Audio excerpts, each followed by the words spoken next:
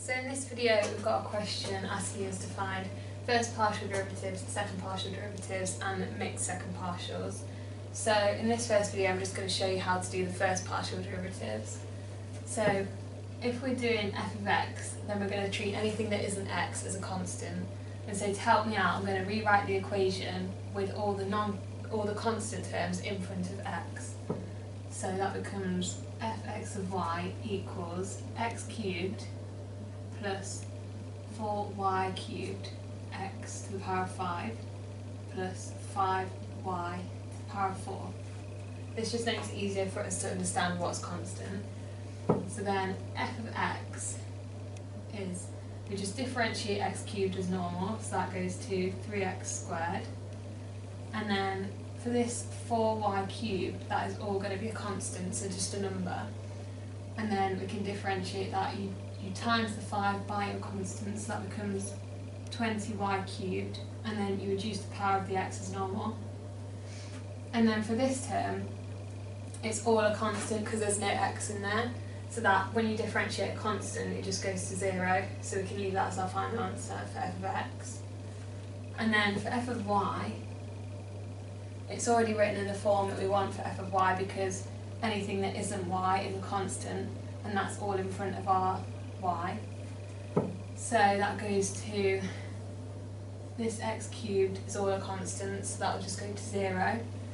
And then this 4x to the power of 5 is all a constant, so we do 3 times that constant, which gives us 12x to the power of 5, and then you reduce the power of the y as normal, and then plus 5y to the power of 4 differentiated, which is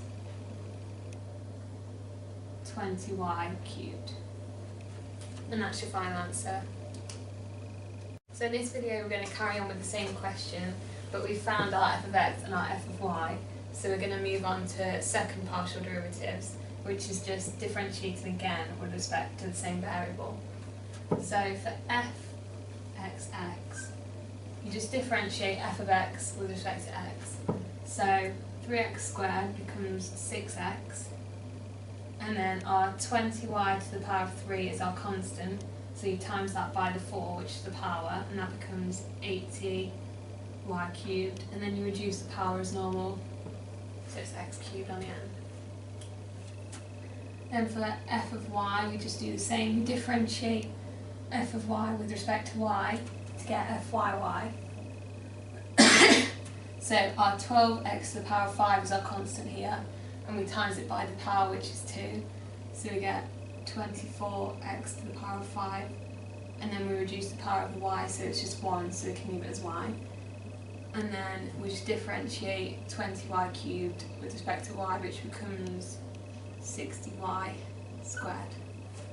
And that's how you find the second partial derivative.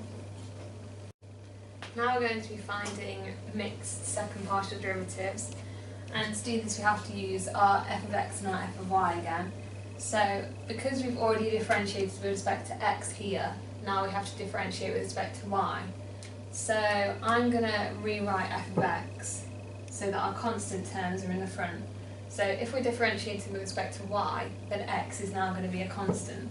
So we want our x terms in front of the y terms. So this, we just rearrange this to 3x squared stays the same, and then we have 20x to the power of 4 y cubed. And now we can differentiate this with respect to y. So that becomes fxy equals, this is all constant, so it differentiates to nothing. And then we have 3 times this constant here. So that becomes 60x to the power of 4. And then we have our y, which we reduce the power of, so it becomes y squared. Then we have f of y, and if we're now going to differentiate with respect to x, we want all the non-x variables in front of the x. So I'm just going to rewrite this as 12y squared x to the power of 5 plus 20y cubed. And now we can go on and find fyx. And so this is all constant here, and we times it by our power of x, which is 5.